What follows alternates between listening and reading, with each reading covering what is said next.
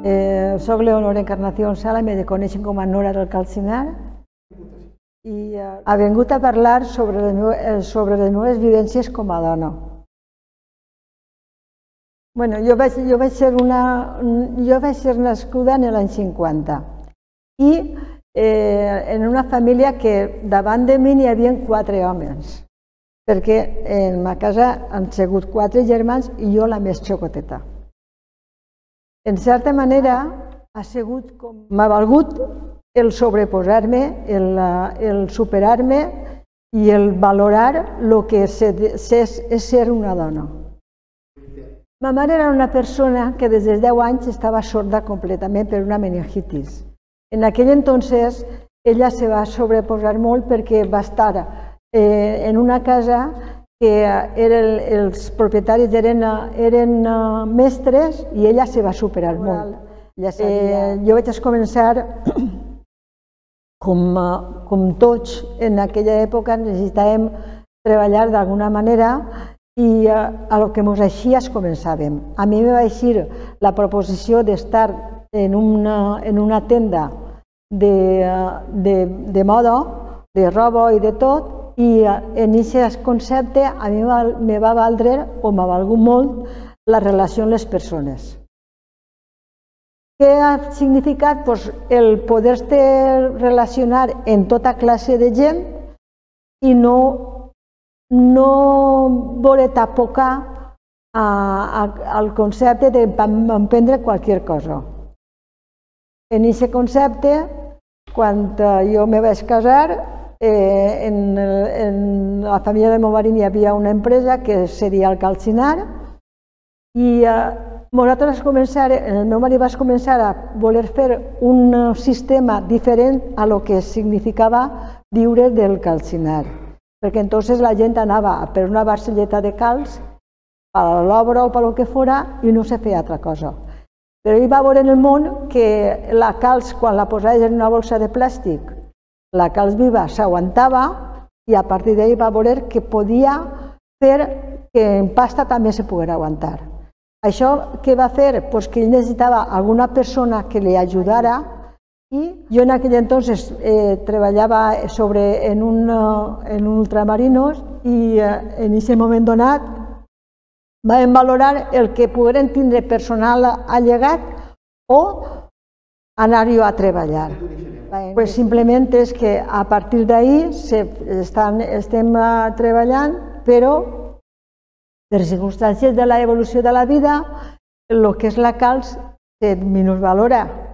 I entonces busquem la forma d'augmentar, de poder viure d'això sense deixar-ho.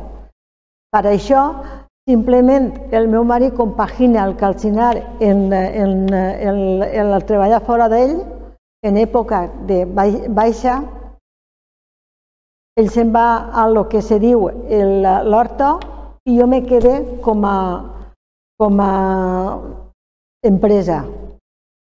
Això què fa? Que continuï com a empresa i anem evolucionant a nivell de la vida. En el moment que jo me faig càrrec de l'empresa, veig que realment jo me pareixia que era molt fàcil, però també és de veres que n'hi ha dificultats. A nivell d'administració, a nivell de comportament de cara als estaments públics i tens que superar el que eres una dona en un negoci que habitualment és d'homes. En veritat, en ma casa, en aquest tipus de faena, flueix que jo sempre tinc que estar tratant en homes. Perquè si ve un camió a carregar, era jo la que feia front a ajudar-li a carregar, igual com si fos un home. Igual com si venien a descarregar, exactament igual. La gestió a nivell administratiu, depèn que tot el que se mereja en aquest concepte soc jo la que el faig. A nivell de relació en proveïdors i a nivell de compradors. En algun moment et trobes en què a nivell igual de venedors que de compradors se troben que com és possible que una dona li faci un tipus de feina d'aquesta manera. Doncs tens que fer veure que realment és així. I fins que no ho veuen in situ, la major part de gent no s'ho creu.